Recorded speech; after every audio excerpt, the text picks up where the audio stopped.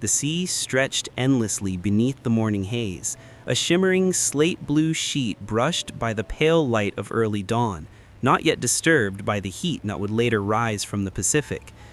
Lieutenant Kai Morgan stood on the pitching wooden planks of the carrier's deck, feeling the subtle vibration of engines humming deep below, the constant heartbeat of the USS Hannibal as it carved through the water on its approach toward the Caroline Islands.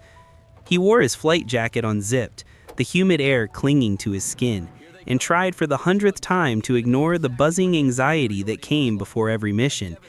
His F-6F Hellcat waited only a few yards away, its wings folded like a resting predator, blue paint dulled by weeks of salt wind, bullet scratches, and hurried repairs.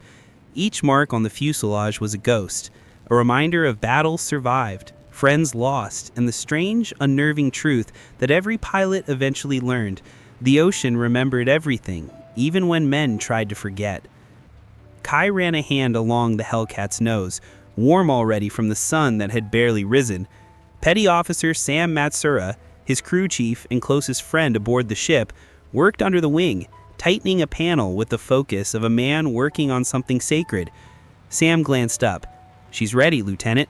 New hydraulic lines, clean fuel, and I swear on my ancestors she'll fly like she's got wings made of divine silk today."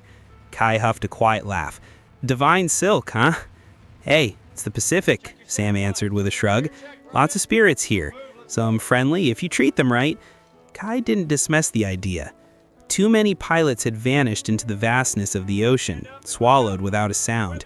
Too many times had the sea returned debris, wings, empty rafts, silent offerings of the men it had claimed. The briefing that morning had been short, brisk, and grim. Japanese forces had fortified an airfield on an island ridge north of Truk. The Hannibal's air group was tasked with destroying the remaining fighter defense before the Marines landed the next day. Kai's squadron, VF-84, would fly escort for the dauntless dive bombers while maintaining combat air patrol overhead. Intelligence warned of at least a dozen Zeros still active in the area. Fast, agile, dangerous opponents with pilots who fought with astonishing ferocity. The kind of mission where luck mattered almost as much as skill. Kai strapped into his Hellcat, breath sharpening as the deck crew waved signals. His engine roared to life, a deep growl that reverberated through his bones. He pushed the throttle forward and felt the rush of acceleration, the deck blurring beneath him until finally the plane lifted away from the carrier, rising into the open sky, leaving behind the churning white wake and the steel island that had been his home for months. He banked gently, joining the formation of blue-winged Hellcats glinting in the early sunlight, as if they had been carved from the sky itself.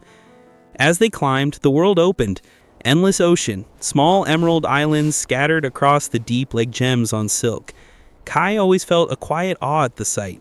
The Pacific was terrifying in its immensity, yet breathtaking in its beauty. He sometimes wondered if this duality, beauty and death, serenity and violence, was why so many pilots felt drawn to it, as if something ancient lived beneath the waves, watching, judging, remembering. The radio crackled as they neared the island group. "Eyes open, boys," Squadron Leader Commander Avery Marshall called. "Flak won't be heavy, but the Zeros here fight hard. Stick to your wingmen and don't chase kills. Protect the Dauntlesses." "Aye, Skipper," Kai murmured. They crossed the shoreline minutes later. The island below rose sharply from the sea, a ridge of jagged cliffs, dense jungle sloping upward toward a clearing where the Japanese airfield sprawled like a scar. Smoke drifted from the far end, where earlier strikes had hit. Kai scanned the sky, breath tightening as sunlight reflected off something moving beyond the ridge. Zeros. 12, no, 16, maybe more. They rose like a swarm, emerging from behind the ridge in tight spirals, their white painted bodies and red rising sun insignia gleaming. The sight never failed to send a chill through Kai. They were smaller than Hellcats, faster in tight turns, flown by men who treated death as merely another wind to ride. "Here they come," Kai shouted. The sky erupted. Hellcats dove, guns flaring. Zeros cut upward in sharp climbs, twisting like silver needles piercing fabric. The Dauntlesses broke formation but continued toward the airfield. Kai locked onto a Zero diving toward the bombers and fired a controlled burst. Tracers stitched across the enemy's wing and the plane broke apart, spiraling down in flames. Another Zero swooped behind him, and Kai pulled into a tight climb, letting the heavier Hellcat's engine muscle him upward. The Zero overshot, and Kai fired again. Another kill, though he had no time to celebrate. "Blue 7, brake left!" a voice snapped over the radio. Samson, his wingman. Kai rolled left just as bullets ripped through the space he'd occupied a second earlier. The dogfight turned chaotic. Smoke streaked the sky. Planes corkscrewed above the island, some trailing fire, some tumbling broken toward the sea. Kai spotted Samson's Hellcat taking hits. "I'm with you," Kai dove, guns blazing, driving the Zero away, but Samson's plane was already listing, smoke pouring from the engine. "I can't hold her. Fuel line's cut. I'm losing pressure." Samson's voice was tight with pain. "Bail out," Kai urged. "You're too low." Kai tried. I saw the canopy burst open, saw Samson struggle free, but the Hellcat was diving too fast. The body of the plane hit the jungle slope with a terrible bloom of flame, and Samson disappeared. Kai swallowed the grief like a stone. There was no time to mourn. Not yet. The battle was still raging. He turned back toward the Dauntlesses, just as two Zeros lined up behind them. His ammunition was low, but he dove anyway, firing short bursts, snarling a curse as one Zero broke off and the other turned sharply to meet him head-on. The closing speed was terrifying. Both pilots fired. Bullets peppered Kai's left wing, and a sharp explosion sounded near his engine. The Hellcat shuddered violently. He felt heat and smelled smoke. But the Zero suddenly lurched sideways, its pilot slumping forward. Kai's last rounds had struck true. The enemy plane spiraled downward. Kai pulled upward, trying to regain control. His engine sputtered, coughing thick black smoke. Warning lights flared. Fuel pressure plummeted. "Blue 3 hit," he said calmly into the radio. "Losing power." "Try to make it back offshore," Commander Marshall ordered. "We'll guide you home."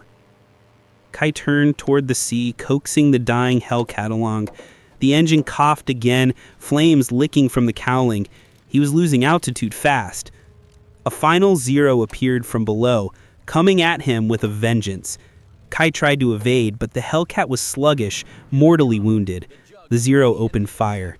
Bullets tore across Kai's fuselage. The canopy shattered at the edge. A fragment sliced across his shoulder. He tasted blood. Then another burst slammed into the Hellcat's underside. The engine exploded. The plane pitched downward, smoke and flame roaring past his cockpit. Kai grasped the handles, vision blurring. He tried to climb out, but the canopy frame bent inward, trapping him. Heat surged. Flames snaked toward him. The ocean rose to meet him. "Kai! Kai!" someone screamed through the radio. "Kai, bail out! Kai!" He heard the voice only distantly.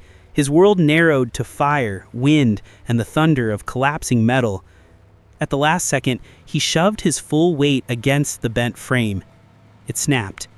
He hurled himself out as the Hellcat plunged into the water. The wave of heat and sound knocked him unconscious as he hit the sea. He didn't know how long he drifted, minutes, an hour, maybe more. When consciousness returned, he was floating on his back, strapped to his life vest, waves rocking him gently beneath the sun now high in the sky. Pain flared from his shoulder and ribs, but he was alive. The ocean stretched in every direction, blue, endless, indifferent. Smoke trailed from the wreckage of his Hellcat bobbing far behind him. He blinked salt water from his eyes, heart pounding. "I'm not dying today," he whispered to himself, voice raw. He checked his survival kit, inflated the small yellow raft, and pulled himself inside, wincing. His wound bled steadily, but he tore bandages with shaky hands and wrapped them as tightly as he could. The sun beat down mercilessly. Time passed indistinctly. He drifted, half-conscious, mind slipping between memories and reality. He thought of Sam back on the Hannibal and of the promise they made months ago to visit each other's families after the war. He thought of his sister Anna, who mailed him letters written in looping handwriting, asking what the sky looked like from so far away. He thought of Samson's final moments and the fire rising from the trees. Guilt washed over him. So many comrades had vanished into the Pacific. Would he now be another memory swallowed by the sea? Hours passed. The sun sank lower. Shadows lengthened. A distant drone finally reached his ears. Kai struggled upright. A plane approached from the west, sunlight glinting off blue wings. A Hellcat. Kai waved the small mirror from his kit. His heart pounded with renewed strength. The plane dipped its wings, signaling acknowledgement. Minutes later, another larger aircraft appeared, a PBY Catalina seaplane, descending gracefully toward the water. Kai let out a weak laugh, part relief, part unbelief. The ocean had chosen today to spare him. The Catalina landed, sending up arcs of spray. A rescue crew